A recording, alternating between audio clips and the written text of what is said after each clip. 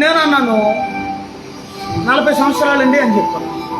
చెప్పిన తర్వాత వివాహం అయిందండి, పిల్లలు ఉన్నారండి అంటే ఆయన ఏమన్నాడంటే మీది ఎక్కడండి, మీదే ఊరండి అని అడిగాను. గుంటూరు దగ్గర మంగళగిరి అంటాయి. ఇక్కడికి ఏదో పనుండి వచ్చాడు బండేసి. చివరికి ఆయన చూడడానికి విలన్లాగా ఉన్నాడు, కానీ ఆయన ఏమన్నాడంటే దేవుని కృప మీకు ఎల్లప్పుడూ తోడే ఉండాలండి అని చెప్పి నన్ను దీవించి వెళ్ళిపోయాడు. ఆయన దేవునికి స్తోత్రం. చూడటానికి ఎలా ఉన్నాడంటే విలన్లాగా ఉన్నాడు, గొలియాతులాగా ఉన్నాడు, కానీ ఎవరే అంటే దేవుని బిడ్డ అతను. దేవునికి స్తోత్రం. క్రియ జరిగిందని ఇది రుజువు. దేవునికి స్తోత్రం, దేవునికి స్తోత్రం. ఎంత మంచి దేవుడు. అందుకే నీ హృదయ ఆలోచన దేవుడు ఎరిగి ఉన్నాడు. ఆమేనానండి. ఆరాధనకు వచ్చిన వాళ్ళు, ఇక్కడ ఆరాధనలో ఉన్న వాళ్ళు, మీరు హృదయంలో ఏమనుకుంటే అది ఇక్కడ దేవుడు మాట్లాడేస్తుంటాడు. మీ కుటుంబంలో ఏం జరుగుతుందో అది ఇక్కడ వచ్చేస్తే కారణం ఉంటుంది, కానీ నా పిల్లలకు కొదువు ఉండదు కదా, అంతే కదా.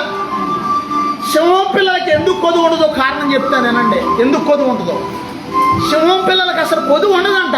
ఒకవేళ కొదువు ఉంటే మనమైతే ఏం చేస్తామంటే మన పిల్లలకి ఫ్రిడ్జ్లో ఉన్నాయి, నిల ఉన్నాయి, అవి పాసిపోయినాయి, పూసిపోయినాయి, చల్లబడిపోయినాయి, ఎప్పుడో ఎవరో ఇచ్చి దాచుకున్నాయి, అవి నిలవ ఉన్నాయి పెడతాం మనం. అది నిలవ ఉన్నాయి పెట్టరు, ఫ్రిడ్జ్లో పెడతా సింహం. మా అర్థమవుతుందా? ఫ్రెష్గా ఉన్న ఆహారం పెడద్దంట దాని పిల్లలకి.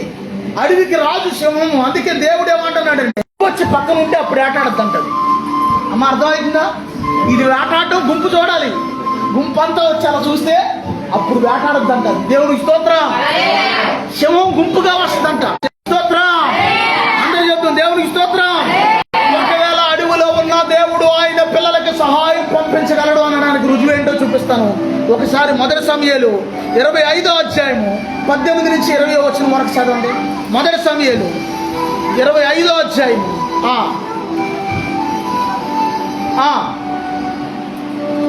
5 గొర్రెల మాంసము, 5 మానికలు ఏవించిన ధాన్యము. దేవునికి స్తోత్రం. 100 ద్రాక్ష గెలలను, అంటే 100 ద్రాక్ష గెలలు, 200 అంజూరపు అడలు. అంటే ఎన్ని ఫ్రూట్స్ మనకి కొన్ని ఫలాలు తెలుసు, కొన్ని ఫలాలు మనకి తెలీదు. ఆ దేశం దావీదుకి ఇవ్వండి అని చెప్పి పనులను పంపించింది. దేవునికి స్తోత్రం. దావీదు ఎక్కడున్నాడయ్యా అంటే అరణ్యంలో ఉన్నాడు. ఎక్కడున్నాడండి? అరణ్యంలో కొట్లుండవు, అరణ్యంలో డబ్బులు ఉన్నా సరే అక్కడ సరుకులు దొరకవు. మన సిటీలో అడిగి తీసి అడిగేస్తే ఏదైనా దొరికేస్తుంది. జాగ్రత్తగా నేను చెప్పేది చాలా లోతైన సబ్జెక్ట్. కానీ పల్లెటూరులో ఏది కావాలంటే అది దొరకదు నీకు. అది అర్థమవుతుందా? నీకు ఏది తినాలనిపిస్తే అది అప్పటికప్పుడు దొరికేస్తుంది నీకు. ఇక్కడ ఏదైనా వేయించిన కాల్చిన మాంసం పకోడీ ఇలాంటిది ఏదైనా కావాలా అటు ఇదివరకు సినిమా సెంటర్లో అమ్మేవాడు. దేవునికి స్తోత్రం. కానీ పల్లెటూరులో అంత ఈజీగా ఇవన్నీ ఒక రకంగా చెప్పాలంటే అడవి కూడా, ఆ యొక్క పల్లెటూరు కూడా అడవులతోనే సమానము. దేవునికి స్తోత్రం. భయంకరమైన అడవులో ఉన్నాడు దావీదు అనుమానం. సుమారుగా 5 మానికలు ఏమిచ్చిన ధాన్యం అంట, 5 గొర్రెల మాంసం అంట. ఒక గొర్రె మాంసం ఉండడానికి మనకి తలపేను. ఒక గొర్రె మాంసం వద్దు, 1 కేజీ మాంసం ఉండాలంటే నా దొరకాలంటే ఎంతసేపు పడుతుంది? ఎంతసేపు పడుద్దమ్మా? గొర్రె మాంసం తిన్న వాళ్ళు చేతులు పెట్టేస్తాను. ఎంతసేపు పడుతుంది కేజీ ఆట మాంసం ఉడకాలంటే? ఆహారం పంపించాడు దేవుడు. దేవునికి స్తోత్రం. దేవుడు మిమ్మును మీ పిల్లల్ని పోషిస్తాడు. ఆమేనండి. మీరు భయపడక్కర్లా. ఒకవేళ కరువు వస్తే, కరువులో నీళ్లు దొరకవు, కరువులో తిండి దొరకదో, చచ్చిపోతామేమో. నిజంగా నీళ్లు దొరకకపోతే 3 రోజుల్లో వస్తారు. తిండి దొరకకపోతే కనీసం 1 నెల రోజులు బతుకుతారు. అన్నం ఏమి దొరకకపోతే, తినకపోతే 1 నెల రోజులు బతుకుతారు. నీళ్లు దొరకకపోతే, కానీ మనకి నీళ్ళు ఇస్తాడు దేవుడు, ఆహారం ఇస్తాడు, మనల్ని పోషిస్తాడు, మన పిల్లల్ని. ప్రభువా నీ గుమ్మం వద్ద నేను కనిపెట్టుకుని ఉన్నానయ్యా అంటాడు భక్తుడు. గుమ్మంగాడు ఉన్నాడు ఆయన. బుర్ర ఎంత స్పీడ్గా పనిచేస్తుందో చూడండి. వెంకటేశ్వరరావు గారి బుర్ర ఎంత స్పీడ్గా ఉందో. ఒక్కొక్కరి తలకాయలు ఎంతలో ఉంది, ఒక్కొక్కరి తలకాయ ఇంతలో ఉంది, ఒక్కొక్కరి తలకాయ. కానీ మూలవాక్యం మర్చిపోతున్నారు. ఎక్కడో మూల కూర్చున్నాడు ఆయన. యెహోవాను ఆశ్రయించినప్పుడు మనకన్నీ కూడా దేవుడు. ఎంత మంచి దేవుడవేసయ్యా, నీవెంత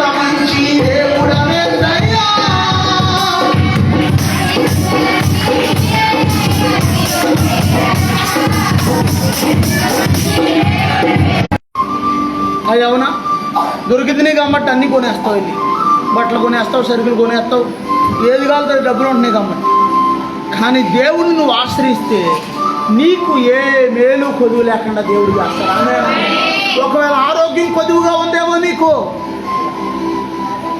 లేదండి అయ్యగారు నాకు ఆరోగ్యం బాగానే ఉందండి, నేను బాగానే చక్కగా పువ్వులు దూడలాగా తిరుగుతున్నానండి అయ్యగారు, నాకు పర్లేదండి, దైవ రావట్లేదా? కాబట్టి భయపడకుడే, నేను మిమ్మును మీ పిల్లలను పోషించదను. దేవునికి స్తోత్రం.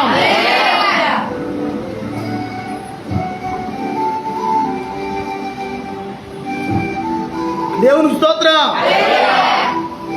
ఇక్కడ ఈ మాట యోసేపు తన అన్నదమ్ములతో అంటున్న మాట, కానీ దేవుడి పగడగాల సమయంలో ఇదే మాట మనతో అంటున్నాడు. దేవునికి స్తోత్రం. కొన్ని వార్తలు వినబడినప్పుడు నీకు భయం వేస్తాయి. అమ్మో గ్యాస్ బండ దొరకట్లేదంట, అమ్మో పెట్టిన ప్రజల్ని ఎలాగైనా పోషించగలిగితే ఆమేనండి. దేవునికి స్తోత్రం. నేను ఆ గృహం దగ్గరికి వెళ్ళిపోయిన తర్వాత, ఆ ఇంటికి కొత్త ఇంటి దగ్గరికి వెళ్ళిన తర్వాత కొద్ది రోజులు ప్రార్థన చేశాక ప్రభు ఏమన్నారంటే, నిన్ను పోషించడానికి కాకులు వస్తాయి అన్నాడు దేవుడు స్వరంతో. దేవుని స్తోత్రం. కాకంటే ఆ కాకు కాదండి, ఈ కాకులు. ఆనాడు ఆ కాకులతో పోషించాడు దేవుడు ఏలియాని, కానీ ఈనాటి సేవకుల్ని దేవుడు, ఈనాటి ఏలియాల్ని దేవుడు ఈ కాకులతో పోషిస్తున్నాడు. దేవుని స్తోత్రం. హల్లెలూయా. రొట్టె ముక్కలు తెచ్చి నోటితో అక్కడ వేసేసి, ఎక్కడి నుంచి తెస్తున్నాయి అమ్మా? కాకి ఎక్కడి నుంచి తెస్తే? కాకి ఎక్కడి నుంచి తెస్తుందండి? కాకి ఎక్కడన్నా పంట పండిస్తుందా? చిన్న పిల్లల పప్పలు కొనుక్కుని వస్తుంటేనే ఒకటి పొడిచి అది లాక్కెళ్ళిపోద్ది. కాక్కున్న గుణం అది. కానీ రాజకోటలో ఎక్కడ కరువు ఉన్నా రాజకోటలో కరువు ఉండదుగా. అక్కడికి వెళ్ళిపోయి గుంపు కాకులు మాంసం ముక్కలు రొట్లు అన్ని పట్టుకుని, ఇదిగో నా సేవకుడైన ఏలియాని మీరు పోషించాలి అని దేవుడు ఆ మాట చెప్పేసరికి అడవులో ఉన్న ఆ యొక్క దైవజనుడి దగ్గరికి అవన్నీ ఆహారం తెచ్చారు. దేవునికి స్తోత్రం. కృతజ్ఞతా గుణం ఎక్కువ అంట కాకి. తెలుసా నీకు ఆ విషయం? ఎవరన్నా కొంచెం ఏదన్నా ఆహారం పెడితే పక్షులు జంతువులు నిజంగానే కృతజ్ఞత ఉంటాయి, అట్లకి నిజంగానే శ్వాసం ఉంటుంది. అట్లకి యజమానురాల దగ్గరికి రోజు ఏదో సమయంలో వచ్చి యజమానురాలను చూసుకుంటుంది అంట. ఎవరిని? ఏంటి నా యజమానురాలు కనబడతలేదేంటి, కావు కావు కావు అని అడుగుతుందంట. రెండోది, కాకి ఏదన్నా కొంచెం ఆహారం దొరికితే 10 కాకిలు పిలుస్తుందంట. అది కావు కావు కావు, ఆహారం దొరికింది, రండి అందరూ తిందాం అని అన్ని 10 కాకిలు పిలుస్తాను. దేవునికి స్తోత్రం. మూడోది, ప్రతిరోజు కూడా అది స్నానం చేస్తుందంట. నీళ్లు మా కాడ చెరువుల కాడికి వెళ్ళి నీళ్ళల్లో మునిగి లెగిస్తుందంట. చూసారు ఎప్పుడన్నా? ప్రతిరోజు కూడా స్నానం చేసే గుణం కూడా ఉంటుంది. కాకి అరుస్తుంటే ఆ కాకి అరుపులేని సుమారుగా 1000 కాకులు వచ్చి ఆ చుట్టుపక్కలంతా కూడా కావు కావు కావు అని దాన్ని వదిలేదాకా అరుస్తానే, దాన్ని వదిలేక అప్పుడు వెళ్ళి ఆ కాకులు. కానీ మనం వెళ్తాం వాళ్ళగా, ఎవడో అలా చెప్తే మనకెందుకు, పక్కోడు ఎవరైనా పక్కోడు పోతే పోనీ, వాళ్ళు మన ఇంటి పేరటోళ్ళు కాదు, వాళ్ళ మనోళ్ళు కాదు, వాళ్ళ మనుషులే, మనము మనుషులే. కాకపోతే మనం ఏమంటామంటే వాళ్ళ మనోళ్ళు కాదు, వాళ్ళు మన ఇంటి పేరటోళ్ళు కాదు, మనం వెళ్ళక్కర్లా అని అనుకుంటాం మనం. కానీ మానవత్వం ఉన్నప్పుడు ఏం చేస్తారంటే ఎదటి వారికి సహాయం చేసే గుణం ఉంటుంది. దేవునికి స్తోత్రం. దేవునికి స్తోత్రం. కరోనా టైంలో చాలా మంది చనిపోయారు చుట్టుపక్కల. కరోనా టైంలో చనిపోయిన వాళ్ళ పేర్లు కొన్ని పేర్లు చెప్పండి ఈ ఏరియాలో. మరి ఆ కార్యక్రమానికి ఇప్పుడు మీరు చెప్పారు, అందరూ పోతారు ఏదో రోజున, పుట్టుగట్టికి ఈ భూమి మీద ఎవరో ఉండరు, ఏదో రోజున వెనక ముందు అందరూ పోయేవాళ్ళే. కానీ మన మానవత్వం ఉండాలి. దేవునికి స్తోత్రం. దేవుడు ఈ రోజున దైవజనుడైన ఏలియాను పోషించడానికి ఈ కాకిని ఉదాహరణగా తీసుకున్నట్టుగా మనకు కనబడుతుంది. దేవునికి స్తోత్రం. మరొక్క మాట చెప్పి నేను ముగిస్తాను, చెప్పనా వద్దా? పవర్ చూడడానికి తగ్గదు. ఆమేనా? దేవునికి స్తోత్రం. ఆఖరిగా మాట చూసుకుందాం. మార్కు సువార్త 6వ అధ్యాయము 42వ వచనం చదవండి.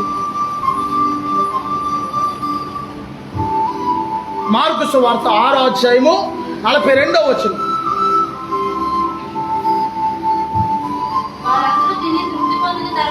వారందరూ తిరిగి తృప్తి పొందిన తర్వాత మిగిలిన చేపలను ఓడేసయ్య. జాగ్రత్తగా రండి. అమ్మ ముగిచ్చేనే ఏంటి? ముగిచ్చేనా? చెప్పండి, ఒకవేళ ముగిచ్చేద్దాం. ఇబ్బంది ఉంటే వద్దు, ఏముంది? వాక్యం వినేటప్పుడు లోపల ఉన్న పురుగు అటు మెదిలిద్ది, ఇటు మెదిలిద్ది, అటు మెదిలిద్ది, ఇటు మెదిలిద్ది. ఆ పురుగు ఏం చేస్తుందంటే ఆ పురుగు అటు ఇటు అటు ఇటు వాక్యం అన్నయ్యదు. ఏ పురుగు? అదే లోపల ఉన్న ఏ పురుగు? లోపల ఉన్న సైతాన్ పురుగు ఏం చేద్దంటే అది వాక్యం ఎన్నయకుండా ఏం చేద్దంటే నిద్రో అంటది కాసేపు, లేకపోతే దిక్కులు చూడు అంటది, లేకపోతే వాక్యం బట్టి నువ్వు చూడద్దు, వాక్యం వినొద్దు, తలం చేసుకుని ఇలాగుండు ఇలాగా అంటది. దేవునికి స్తోత్రం. అమ్మ అర్థమవుతుందా? నువ్వు వాక్యం వినేటప్పుడు నువ్వు జాగ్రత్తగా చూస్తా, నువ్వు ఆ యొక్క చూస్తా ఉంటే ఏమైందంటే అభిషేకం నీలోకి రిలీజ్ అయిపోతుంది. దేవునికి స్తోత్రం. హల్లెలూయా. దేవునికి స్తోత్రం. అందుకే కొన్ని సందర్భాల్లో దురాత్మలు వెళ్ళగొట్టేటప్పుడు నేను అంటాను, ఇటు చూడు అంటాను, నా ఎంక చూడు అంటాను, ఇటు నా కళ్ళల్లో అంటే కాలు అంటే ఒకవేళ సంతోషంగా ఉందేమో పోను వాక్యం. దేవునికి స్తోత్రం. ఏనంటే పర్లేదు, అలా వినొచ్చు, తప్పేం లేదు. దారిలో పడిపోతారేమో వీళ్ళని యేసయ్య అన్నాడంటే వీళ్ళకి ఆహారం పెట్టి పంపించను అన్నాడు శిష్యులతో. ఎవరితో? ఎక్కువగా మనకి ఏ పనైనా ఎవరికి చెప్తాం అంటే మన దగ్గర అందుబాటులో ఉన్న వాళ్ళకి చెప్తాం, మనతో ఉన్న వాళ్ళకి చెప్తాం, లేకపోతే మనతో సహవాసం చేసే వాళ్ళకి చెప్తాం ఫ్రీగా. సత్య కొంచెం వెళ్ళి కబ్బో ఇది తీసుకురా అంటే సత్య వెళ్తాడు, లేదా రాముని వెళ్ళమంటే వెళ్తాడు. ఎందుకంటే మన సంఘ సహవాసంలో ఉన్నారు కాబట్టి. దేవునికి స్తోత్రం. వీళ్ళందరికీ ఆహారం పెట్టి పంపించండి అంటే శిష్యులు అన్నారు, అయ్యా ఇంతమంది జనానికి ఆహారం ఎక్కడ తెచ్చి పెట్టం ప్రభువా, వీళ్ళ చూస్తే అదే చెప్పింది ఇంతకుముందు. దేవునికి స్తోత్రం. ఇంతమందికి ఆహారం ఎక్కడ తెచ్చి పెట్టం ప్రభువా అన్నప్పుడు యేసయ్య అన్నాడు, మీరే పెట్టండి వీళ్ళకి ఆహారం అన్నాడు యేసయ్య. దేవునికి స్తోత్రం. వీళ్ళకి అర్థం కావట్లేదు శిష్యులకి, ఎక్కడ తెచ్చి పెట్టాలి వీళ్ళకి. అప్పుడు యేసయ్య అడిగాడు, మీ దగ్గర ఎవరి దగ్గర అయినా ఏమైనా ఉందా తింటానికి అన్నాడు యేసయ్య. ఎవరి దగ్గర ఏమైనా ఉందా తింటాకు? ఇప్పుడు ఈ బిళ్ళ చాక్లెట్లు ఇచ్చిందో అలాగా ఒక బుడ్డోడు, ప్రభు 5 రొట్టెలు 2 చేపలు నా దగ్గర ఉన్నాయి ప్రభు అని యేసయ్య చేతిలో పెట్టాడు. నిజంగా వాడు కూడా మైమరిచిపోయాడు. చాలా రోజులు బట్టి 3 రోజులు అక్కడ ఉన్నాడు కానీ ఆకలి ఇట్లా వాడికి. దేవునికి స్తోత్రం. దేవునికి స్తోత్రం. నిన్న ఒక వీడియో చూశాను నేను. వాడల్లో ప్రయాణం చేస్తారు కదా చాలా మంది, షిప్ అర్థమవుతుందా? వాడల్లో ప్రయాణం చేసే వాళ్ళకి ఒకవేళ ఏదైనా కరువు వస్తే వాళ్ళకి ఆహారం ఆగిద్దంట. ఆహారం అంతా వాళ్ళు అప్పుడు యుద్ధాలు జరిగే టైంలో తీసుకుని వాళ్ళు ఏం చేస్తారంటే అది తింటారంట ఆకలి చంపుకోవడానికి. దేవునికి స్తోత్రం. ఆకలి కూడా చాలా బాధే. ఇప్పుడు వాళ్ళకి బాధ తెలియదు, ఈ కాలపోలకి ఆకలి బాధలు ఎవరికే. ఎక్కడ పొచ్చకాలు ఉంచుతున్నారు? పొద్దున్నే టిఫిను, మధ్యాహ్నం అన్నం, మరి సాయంకాలం ఏదోటి స్నాక్స్ అంట, బజ్జీలు, వడలు, మిరపకాయలు, పకోడీలు అన్నీ తిని ఏదోటి తిని. కరువు లేదు ఈ రోజున ప్రజలకి, ఏదోటి తింటానే ఉంటున్నారు జనాలు. కానీ ఒకప్పుడు తిండి లేక, గుర్తుందా పాత రోజుల్లో పేగులు అరిచేయి, పేగులు అన్నంలో వెళ్ళకపోతే టయానికి లోపలికి పేగులు కీసుమని అరిచేయి లోపల నుంచి. దేవుని స్తోత్రం. దేవుడు ప్రపంచాన్ని ప్రేమించి దేవుడు ఆ కరువు తీసేశాడు ఈ రోజు. దేవుని స్తోత్రం. అయితే మరలా భయంకరమైన కరువు దినాలు రాబోతున్నాయి. దేవునికి స్తోత్రం. మరలా భయంకరమైన కరువు రోజులు రాబోతున్నాయి. ఇప్పుడు సమృద్ధి ఉందని మురిచిపోవద్దు, కానీ ఆ కరువులో దేవుడు మనందరినీ కూడా పోషిస్తాడు. దేవునికి స్తోత్రం. దేవునికి స్తోత్రం. ఏమీ దొరకని అరణ్యంలో దేవుడు 5 రొట్టెలు 2 చేపలతో 5,000 మందికి, స్త్రీలు పిల్లలు కాకుండా పురుషులు 5,000 మంది తిన్నారంట. అంటే పిల్లలు అంటే ఇలాంటి వాళ్ళు కాకుండా ఇంచుమించుగా పెద్ద వయసు ఉన్న వాళ్ళు, పెళ్ళిళ్ళు అయిన వాళ్ళని పురుషులుగా విభజించారు ఆ దినాల్లో. అంటే 5,000 కుటుంబాలు తిన్నారు వాళ్ళు దగ్గరగా. దేవునికి స్తోత్రం. స్త్రీలు పిల్లలు కాకుండా 5,000 మంది తిన్నాక 12 గంపలు ఎత్తిచ్చాడు యేసయ్య. గంపలు ఎత్తిచ్చారని కదా. కరువులో దేవుడు ఏం చేశాడు? సమృద్ధి ఇచ్చాడు యేసయ్య. సమృద్ధి ఇచ్చాడు. ఆమేన్. యేసయ్య సమృద్ధినిస్తాడు. ఆమేన్. యేసయ్య నమ్ముకున్న వాళ్ళకి దేవుడు సమృద్ధినిస్తాడు. ఆమేన్. యేసయ్య నమ్ముకుంటే డబ్బులు వస్తాయి, ఏసై నమ్ముకుంటే బంగారం వస్తే, ఏసై నమ్ముకుంటే ఆహారం వస్తే, ఇలాంటి బోధలు చేస్తున్నారు ఈ మధ్యన అన్నారు. అసలు ఏసై నమ్ముకుంటే నీకు మారు మనసు వస్తుంది, రక్షణ వస్తుంది. ఏసై నమ్ముకుంటే మారు మనసు రక్షణతో పాటుగా నీకు సమృద్ధిని కూడా దేవుడు ఇస్తాడు. ఆమేనండి. మార్చాము. ఇక్కడికి వచ్చాక చాలా మంది ప్లస్ అయిపోయారు, చాలా మంది దీవించబడిపోయారు. ఇదిగో ఆమె సహోదరి 10 సంవత్సరాలు పాపం ఆ తల్లి 10 సంవత్సరాలు ఒక చోటన వెళ్ళి ఒక దగ్గర ఒక 500 మంది ఉన్న సంఘానికి వెళ్ళి, పేర్లు మనం చెప్పకూడదు లైవ్లో, కానీ ప్రార్థన తెలియదు, ఎక్కడ కరువు అక్కడే ఉండేది, ఎక్కడ వంగ అక్కడే ఉండేది, అసలు డబ్బులు ఉండే కాదు, అలాంటి బాధపడ్డాడు. కానీ దేవుడు ఈ రోజున అంతగా నలిగే పరిస్థితులు లేకుండా దేవుడు చేశాడు. దేవునికి స్తోత్రం, దేవునికి స్తోత్రం. మరొక మాట చూసుకుని ముగిచ్చేసుకుందాం. అపోస్తుల కార్యాలు 28వ అధ్యాయం 10వ వచనం చదువుకుందాం. నాకేమీ కొదువా